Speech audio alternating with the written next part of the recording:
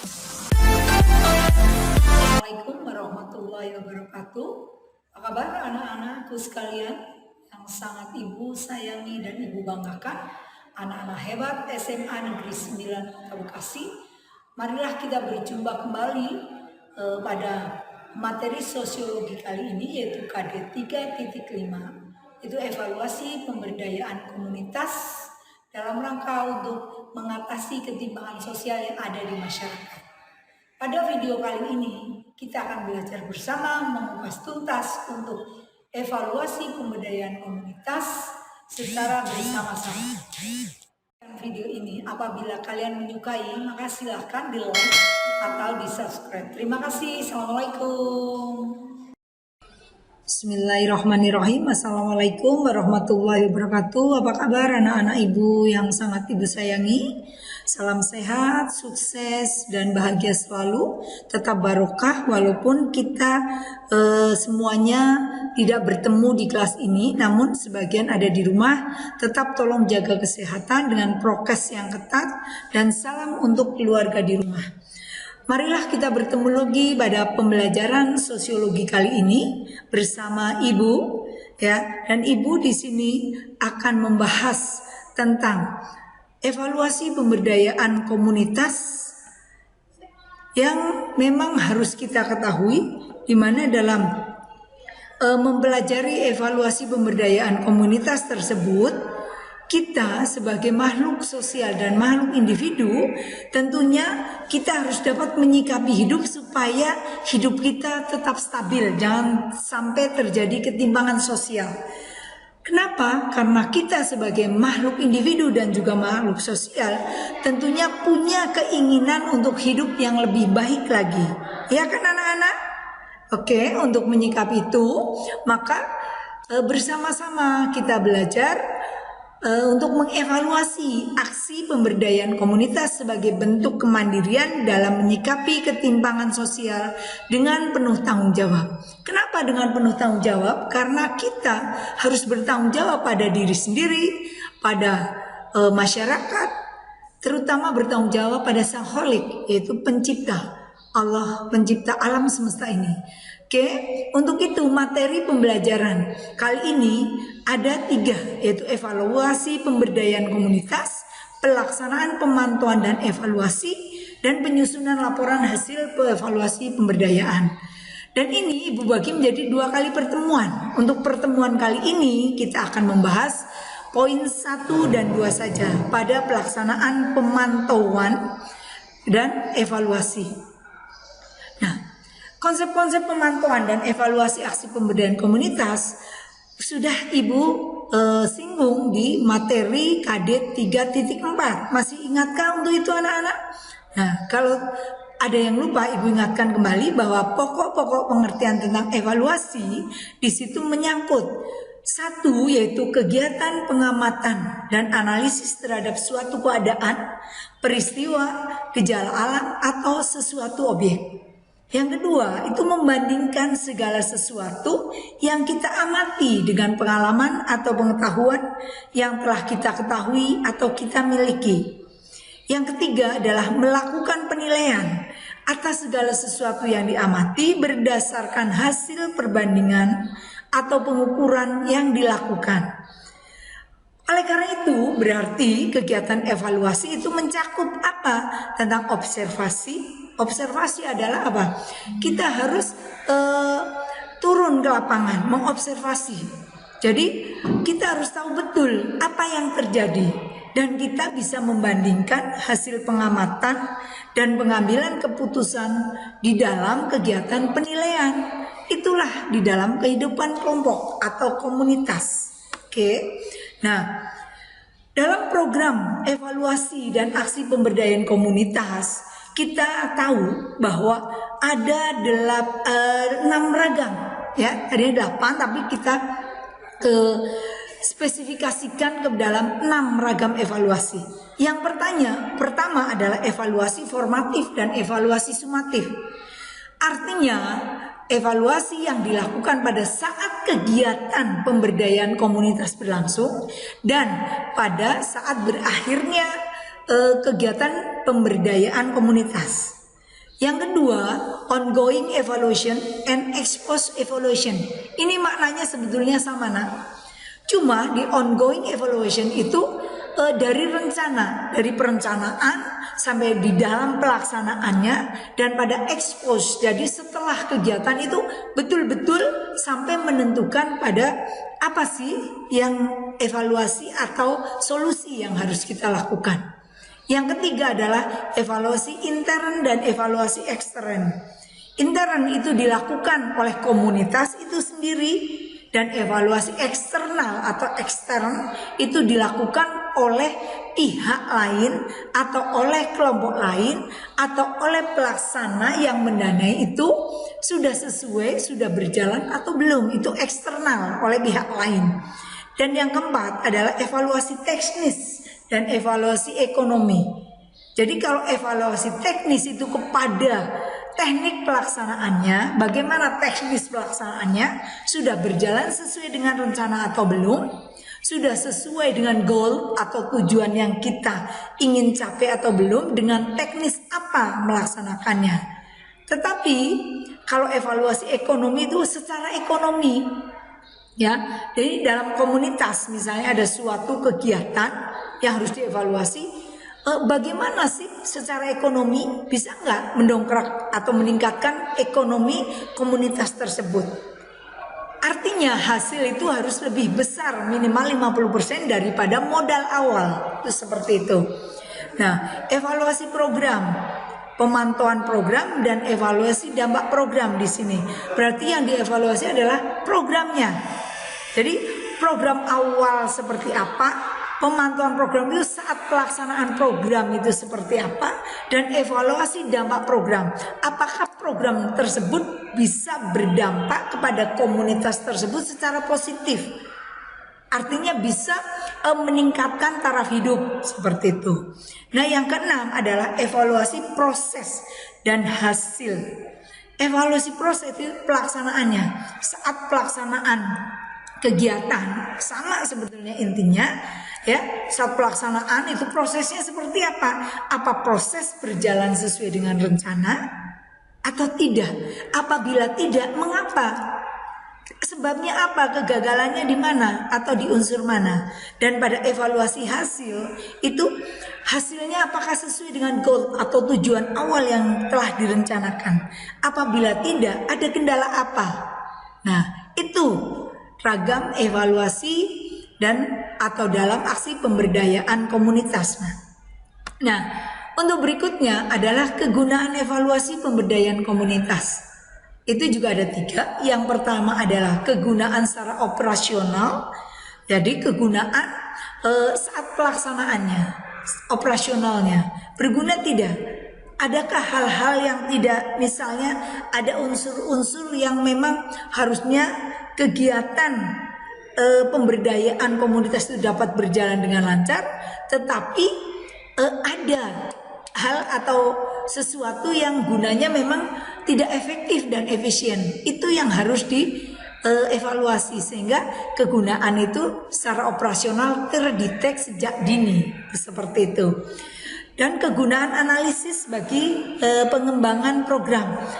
Di sini kegunaan analisis itu terdetek juga setelah kegunaan operasional, maka dianalisa oleh siapa sih pelaku pemberdayaan komunitas.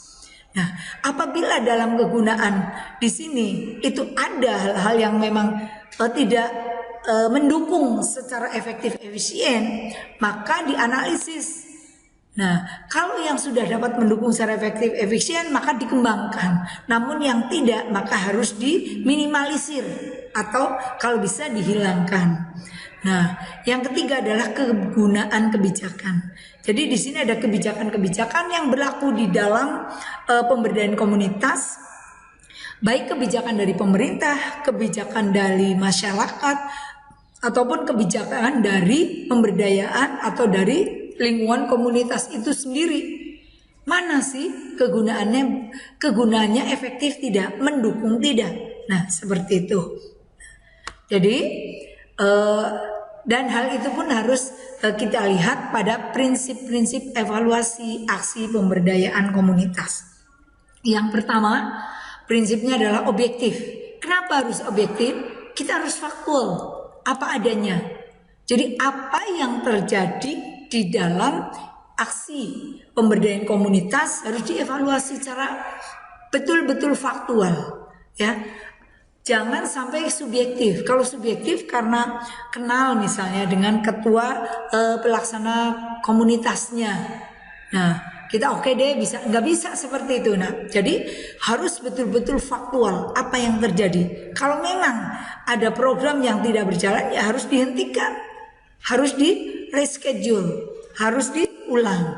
Kalau bisa dilanjutkan karena itu bisa mendukung kegiatan komunitas dan secara efisien itu bisa menghasilkan, meningkatkan daya hidup komunitas tersebut, meningkatkan, ya, bahkan misalnya bisa meningkatkan kesejahteraannya, itulah kita bicara apa adanya, itulah objektif. Sekarang Skamurishet, ya, Skamurishet adalah bagaimana di dalam pelaksanaan kegiatan dalam komunitas tersebut, ya, di situ di dalam proses program semua harus kita lihat, ya. Kalau memang tadi Ibu bilang ada yang menjadi ganjalan atau bahkan menjadi penghambat, diminimalisir atau bahkan kalau bisa dihilangkan, diganti dengan program atau diganti dengan unsur atau hal-hal yang baru. Nah, di situ prinsip evaluasi pemberdayaan komunitas pun harus valid, sahih, teliti, reliable. Valid artinya valid, sahih itu dapat dipercaya, ya, dapat kita ambil, dapat kita terapkan, tetapi dengan secara sahih, ya, teliti, reliable itu pun harus, nggak bisa kita acak-acalan, tetapi harus betul-betul memang programnya di situ dengan prinsip yang tadi faktual, ya, sesuai dengan hasil analisis sehingga dapat diterima dan kita dapat dilaksanakan dengan secara teliti. Oke. Nah, untuk membangun di sini, ya, kualifikasi evaluasi pemberdayaan yang berkelanjutan, di situ untuk pembangunan berkelanjutan itu perlu kualifikasi evaluasi aksi pemberdayaan dalam komunitas tersebut. Di situ kualifikasinya seperti apa? Memiliki tujuan yang jelas dan spesifik. Artinya goal atau tujuan akhir itu jelas. Misalnya meningkatkan taraf hidup masyarakat atau kelompok komunitas petani di Mustika Jaya. Jelaskan tujuannya. Lah, dispesifikkan lagi dalam bidang apa? Dalam bidang hasil panen. Maka peningkatannya seperti apa? Misalnya dengan meningkatkan atau memberikan pemupukan tanaman yang lebih baik lagi. Yang kedua itu menggunakan instrumen yang tepat di situ. Jadi harus ada instrumennya. Instrumen yang tepat itu disesuaikan dengan tujuan yang jelas dan khusus atau spesifik, sehingga instrumennya itu tertuju kepada goal akhir. Yang ketiga adalah dapat memberikan gambaran jelas dan manfaat. Di situ tergambar, oh, ingin meningkatkan taraf hidup dari hasil pertanian, misalnya ubi jalar ungu karena sekarang lagi naik daun. Maka di situ instrumennya tentang bagaimana meningkatkan, bagaimana mengolah hasil. Nah, nanti di situ dapat memberikan gambaran jelas dan manfaatnya. Artinya itu pun dapat dilaksanakan secara praktis, langsung terjun ke masyarakat dan objektif atau faktual, sehingga masyarakat bisa menerimanya karena datanya konkret, kontekstual atau sesuai dengan keadaan yang dihadapi oleh komunitas tersebut. Oke. Nah, apa pendekatan dalam pelaksanaan pemantauan dan evaluasi pemberdayaan komunitas? Maka kita akan melihat pendekatan ada 5.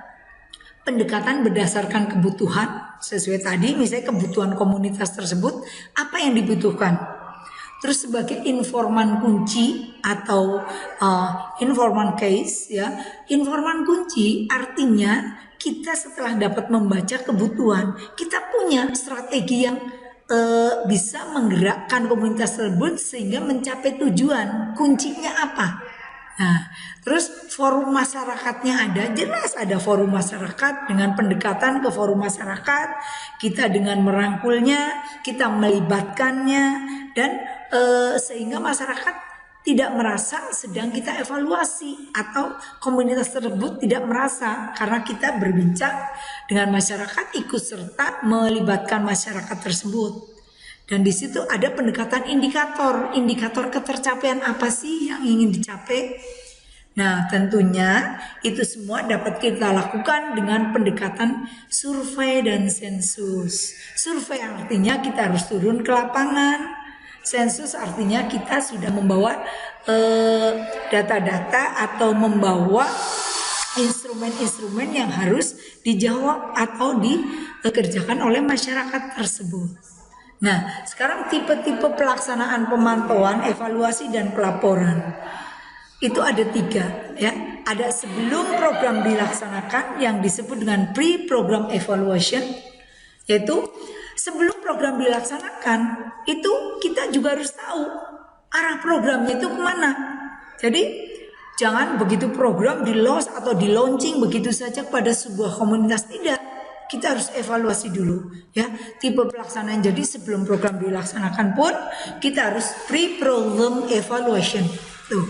Yang kedua, pada saat program berjalan yaitu ongoing evaluation. Selalu 3 itu berkaitan. Jadi pre sebelum dilaksanakan dan on setelah program itu sedang berjalan. Tentunya yang ketiga adalah setelah program berakhir atau ex post evaluation.